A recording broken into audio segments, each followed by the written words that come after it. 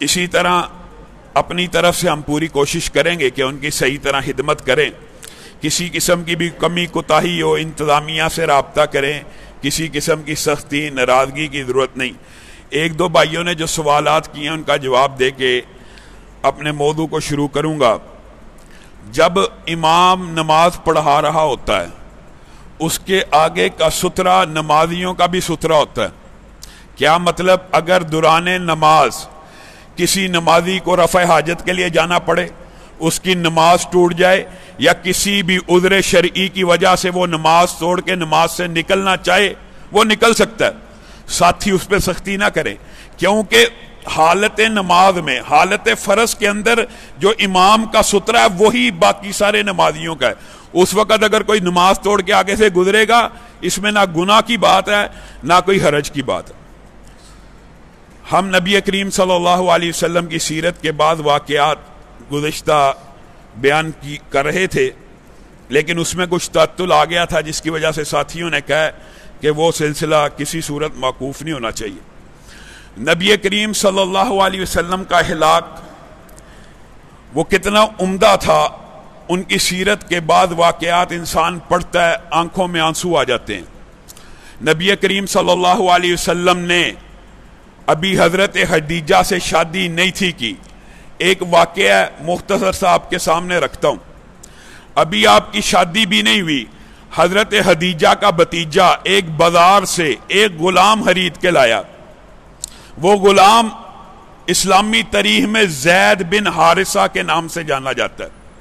اس کے والد حارثہ نے اپنی بیوی کے گھر اپنے بچے کو بھیجا. بنو قیس نے حملہ کیا.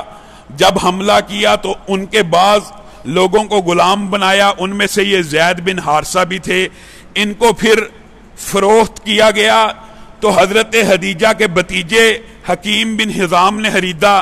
جب وہ لے کے مکہ میں آئے تو اپنی پھوپھی حضرت خدیجہ کو کہا یہ بڑا عمدہ لڑکا ہے، یہ بڑا خدمت گزار لڑکا ہے، میں آپ کو تحفے میں دیتا ہوں، اس کی آپ کفالت کیجئے، تربیت کیجئے، یہ آپ کی خدمت کرے گا.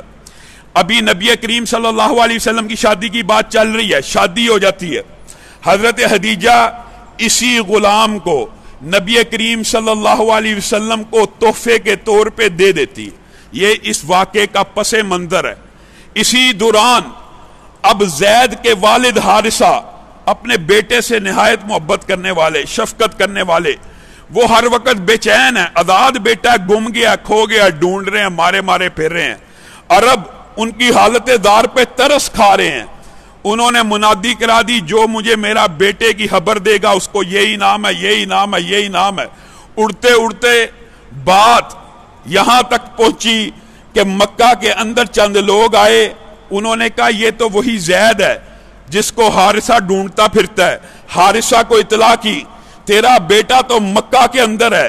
حارثہ کی خوشی کی کوئی کیفیت نہ رہی، ٹھکانہ نہیں رہا. بہت زیادہ مال و دولت اسباب کو اکٹھا کیا، اپنے بھائی کے ساتھ مکہ میں آ کے داخل ہو گئے.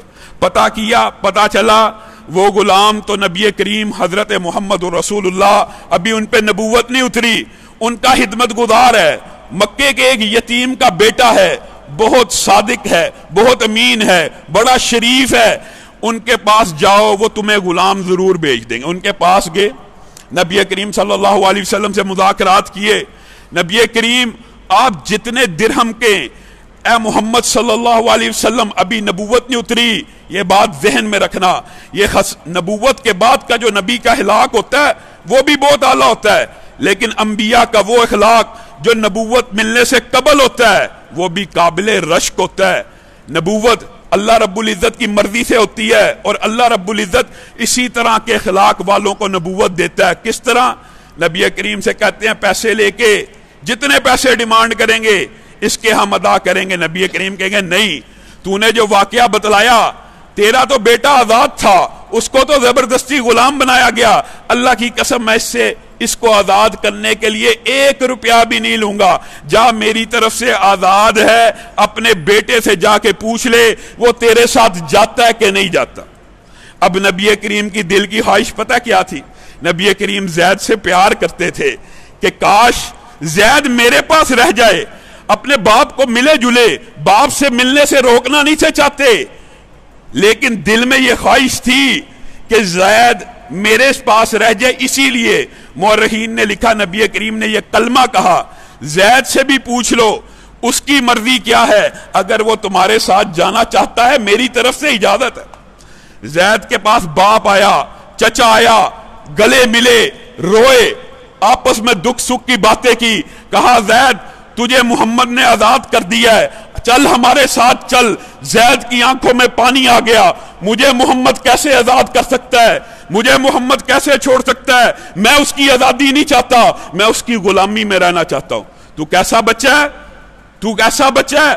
بعض روایات کے اندر طریق کے الفاظ ہیں، تیرا ستیہ ناس ہو، تو غلامی کی زندگی بسر کرنا چاہتا ہے، ہم تجھے آزاد کروانے کے لیے آئے ہیں. اور تمہیں کیا پتا میں کس ہستی کا غلام ہوں. اللہ کی قسم اس نے مجھے باپ سے بڑھ کے محبت دی ہے، بھائیوں سے بڑھ کے محبت دی ہے. جلوں گا، میں ماں کو بھی سلام کہوں گا، لیکن میں ایک سیکنڈ کے لیے بھی محمد صلی اللہ علیہ وسلم کو نہیں چھوڑ سکتا. نبی کریم کو اطلاع ملی زید نے یہ الفاظ کہے ہیں، نبی کریم خوشی سے جھوم اٹھے، آنکھوں میں پانی آیا، دوڑتے ہوئے آئے، زید کو گلے لگایا، خانہ کعبہ کے اندر لے کے گئے، قریش کو بلایا، اے قریشیوں میری بات سن لو، یہ جو زید میرا غلام تھا اس کو اس کے باپ کے کہنے پہ میں نے پہلے ہی آزاد کر دیا، لیکن آج کے بعد یہ میرا غلام نہیں بلکہ محمد کا بیٹا ہے. اور نبی کریم صلی اللہ علیہ وسلم کے نام کے ساتھ حضرت زید کو ساری عمر پکارا جاتا رہا. زید بن حارثہ کی بجائے کیا کہا جاتا رہا؟ زید بن محمد. یہاں تک کہ اللہ نے وحی نازل کی کہ جس کا باپ ہوتا ہے، جو اصل باپ ہوتا ہے، اسی کے نام سے پکارا جانا چاہیے. تب لوگوں نے زید کو ترک کیا نبی کریم کے نام سے پکارنا. نبی کریم کا ہلاک یہ ہے کہ غلام جنگ میں زبردستی خرید کے پہنچا نبی کریم کے پاس ہے، اب آزاد کیا، اس کا آزاد ہونے کو دل نہیں کر رہا. نبی کریم کو چھوڑ کے ساری زندگی نہیں گئے. یہ الگ بات ہے کہ اپنے والد سے تعلق رکھا، والدہ سے تعلق رکھتا، ان کو ملنے جاتے تھے، لیکن یہ نبی کریم صلی اللہ علیہ وسلم کا ہلاک طیبہ تھا اور یہ نبوت سے قبل تھا. اور نبوت کے بعد کی تو جو مثالیں ہیں وہ انسان حیران رہ جاتا ہے. زید بن صنعہ ایک صحابی ہیں، پہلے یہ یہودیوں کے بہت بڑے عالم ہوا کرتے تھے. انہوں نے تورات میں آخری نبی کی جو کوالٹیز اور صفات پڑھی تھی نا، ان میں سے ایک کوالٹی یہ تھی کہ نبی کریم صلی اللہ علیہ وسلم جو آخری نبی ہے نا، جب بھی اس کو غصہ آئے گا تو اس غصے کے اوپر اس کا صبر اور اس کا تحمل غالب آ جائے گا. دوسری پیشین گوئی تورات کے اندر اس نے یہ پڑھی کہ جس وقت اس کی حقارت کی جائے گی، نعوذ باللہ، جس وقت ان کو برا بلا کہا جائے گا، جس وقت ان کو ڈی گریڈ کرنے کی کوشش کی جائے گی، جس وقت یہ تورات میں نبی کی نشانی لکھی ہوئی تھی، جس وقت ان کو ڈی گریڈ کرنے کی کوشش کی جائے گی تو وہ غصہ نہیں کریں گے، بلکہ ان لمحات میں ان کی شفقت، ان کی رحمت، ان کا حلم، ان کی بردباری بڑھتی چلی جائے گی. حضرت زید خود بیان کرتے ہیں کہ میں نے نبی کریم صلی اللہ علیہ وسلم کو دیکھا، ان کے اخلاق کا مطالعہ کیا، صبح و شام کی سیرت کو دیکھا، مجھے پتا چل گیا یہ آخری نبی ہیں، یہی وہ نبی ہے جن کا تورات میں ذکر ہے. لیکن میں یہ دو باتیں آزمانا چاہتا تھا کہ میری تورات کے اندر صحیح سند کے ساتھ دو نشانیاں موجود تھی. میں نے کہا میں جب تک نبی کو اس بات کے اوپر آزماؤں گا نہیں، اس وقت تک میں ان کے اوپر ایمان نہیں لے کے آؤں گا. پھر خود لمبا چوڑا واقعہ ہے، مختصر کر کے آپ کے سامنے رکھتا ہوں. خود بیان کرتے میں نے نبی کریم کو آزمایا. ایک مرتبہ 80 دینار کی ضرورت پڑی، ایک قبیلے کی مدد کرنی تھی، بیت المال خالی تھا، بالکل خالی تھا. میں نے نبی کریم صلی اللہ علیہ وسلم کو 80 دینار قرض پہ دیے، بڑی تلخ گفتگو کر کے، اور کہا فلاں فلاں باغ کی کھجور اس کے بدلے میں مجھے ملے گی. نبی کریم نے کہا یہ شرط مت لگا، ہاں تجھے تیرے 80 دینار واپس کیے جائیں گے، جیسے مرضی کیے گئے. کہتے ہیں ایک معاہدہ میں نے طے کر لیا، ایک وقت میں نے مقرر کر لیا، میں نے تدبیر اپنی مکمل کر لی کہ اب آزمانے کا وقت آ چکا ہے. 1 ماہ 2 ماہ 3 ماہ جو وقت مقرر تھا اس وقت کو گزرے. ابھی وہ وقت کے آنے میں उतना ही वक्त बाकी था, यानी कर्ज दिए हुए अभी सिर्फ चंद दिन गुजरे थे। मैंने ताक लगाई हुई थी, नबी करीम अपने सहाबा के दरमियान में आ रहे हैं। मैंने सोचा हुआ था, मंसूबा बनाया हुआ था, जब इर्द गिर्द कुरैशी सहाबा होंगे तब मैं आजमाऊंगा। अबू बकर और उमर हमरा हैं, कुरैशी सहाबा हमरा हैं। मैं तेजी से आगे बढ़ा, मैंने नबी करीम सल्लल्लाहु अलैहि वसल्लम की गर्दन के अंदर कपड़े को फेंका, उसको घोटना शुरू किया और नबी करीम को अपनी तरफ खींचा। मेरे ये बदलते हुए तेवर देख के उमर तलवार मेरे हाथ में मारना चाहते थे, लेकिन नबी के एहतराम से रुक गए। वजह क्या थी? नबी करीम जवाब में मुस्कुरा रहे थे।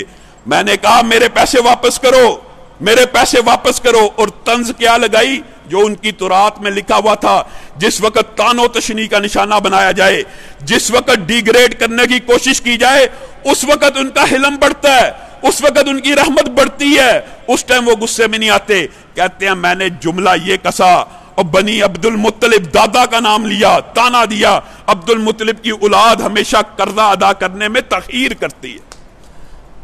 ताना इतना सख्त था, हजरत उमर ने नबी करीम ने कहा हुक्म कीजिए इसकी गर्दन को तन से जुदा कर दूं। कहते हैं नबी करीम ने मुझे मुस्कुरा के देखा और उमर को गुस्से से देखा। कहा उमर हक की बात कर, हक की बात कर। तुझे चाहिए था तू इस यहूदी का साथ देता। मैं मोहम्मद ने इसका कर्जा अदा करना है, इसकी मर्जी है। जिस चौक में, जिस चौराहे में खड़ा होकर मुझे पकड़ ले।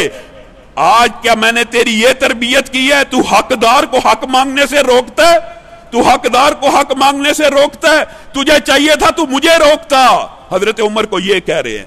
हजरत उमर हैरान रह जाते हैं। यहूदी उस वक्त जो आजमाइश करना चाहता था, आलिम था, जाहिर समझ चुका था, उसको पता चल गया ये हसरत जो तौरात में लिखी हुई है ये 100% इस नबी के ऊपर सादिक आती है। कहते हैं फिर भी मैंने अभी इजहार नहीं किया कि देखूं नबी करीम जवाब में करते गए हैं। कहा इसको 80 दिनार भी अदा करो, और जो तूने इसके साथ तलही की है उमर, जो तूने इसके साथ बदतमीजी की है, उसका तावान ये है कि 40 दिनार इसको इससे ऊपर अदा किए जाए। अभी वक्त नहीं आया कर्जा अदा करने का, लेकिन उसने मुतालबा किया। नबी करीम ने 120 दिनार अता किए। फिर उसने हजरत उमर से 120 दिनार लिए और कहा अशहदु अल्ला इलाहा इल्लल्लाह व अशहदु अन्ना मुहम्मदन अब्दुहु व रसूलुहु। ए उमर, अल्लाह की कसम पैसे की कोई बात नहीं थी, लेन देन की कोई बात नहीं थी। मैं सिर्फ मोहम्मद सल्लल्लाहु अलैहि वसल्लम को आजमाना चाहता था कि तौरात के अंदर जो 2 खूबियां लिखी हैं आखिरी नबी की, ये नबी उसके ऊपर पूरा उतरता है कि नहीं उतरता। हजरत उमर भी खुश हो गए, फिर भाई बन गए। इसी तरह नबी करीम सल्लल्लाहु अलैहि वसल्लम की सीरत के अंदर मुआफी के पहलू पहले भी आपके सामने रखे हैं। बेशुमार वाकयात है, इंशाअल्लाह आइंदा आने वाले दिनों में भी रखेंगे। नबी करीम जिस वक्त फतेह मक्का के लिए जा रहे हैं ना, दिल में ख्वाहिश पता क्या थी कि हरम काबा में खून न बहे, मक्का में खून न बहे। चचा अब्बास को भेजा, अबू सुफियान को घाटी पे खड़ा करो, अबू सुफियान को जरा हमारे लश्कर की हैबत दिखाओ। तदबीर थी, हिकमत थी। अल्लाह की कसम नबी करीम जंग से नहीं थे डरते, और नबी करीम सल्लल्लाहु अलैहि वसल्लम को उस दिन उस लश्कर को कोई शिकस्त दे भी नहीं था सकता। 10,000 का लश्कर जरार था और दुश्मनों के साथ मेहरबान थे। चचा अब्बास को भेजा हिकमत के साथ, अबू सुफियान को ऊपर खड़ा करना, हमारे लश्कर की हैबत देख के शायद मुकाबले की नीयत ना करे, कत्ल किताल ना हो, हरम की हुर्मत तबाह ना हो। नबी करीम का ये इरादा था और ये हिकमत थी और ये बसीरत थी। कामयाब कैसे हुई? हजरत खालिद बिन वलीद के लश्कर को देखा, अबू सुफियान हैरत ज़दा रह गया। 1000 बंदा, ये वही खालिद बिन वलीद है, इसके नीचे अकेले के 1000 बंदा है। दहशत में आ गए हजरत अबू सुफियान। लेकिन जब साद बिन उबादा को देखा, वो नारे लगा रहे थे, अल यौम यौमुल मलहमा, अल यौम यौमुल मलहमा, वो नारा लगा रहे थे। अबू सुफियान नारे को देख के कपकपा गए। आज खून रेजी का दिन है, आज इंतकाम का दिन है, आज बदलों का दिन है। आज एक एक काफिर को हरम काबा के अंदर कत्ल किया जाएगा। आज हरम काबा की ताजीम को खत्म कर दिया जाएगा। नबी करीम सल्लल्लाहु अलैहि वसल्लम भी नारे सुन रहे हैं। अबू सुफियान ने यह नारा सुना, दौड़ता हुआ नीचे आया। आका ये क्या कह रहे हैं? क्या हरम की ताजीम को पमाल किया जाएगा? नबी करीम ने कहा नहीं नहीं, हरम की ताजीम तो आज होगी। आज हरम को چادر پہنائی جائے گی، آج کعبہ کو کپڑے پہنائے جائیں گے، آج حرم کی کوئی توہین نہیں کرے گا۔ سعد بن عبادہ، میں تجھے معذول کرتا ہوں، حکمت کیا تھی؟ تیرے بیٹے کو سردار بناتا ہوں۔ لوگوں، تدبیر، اخلاق اور ان کی حوصلہ شکنی بھی نہیں ہونے دی۔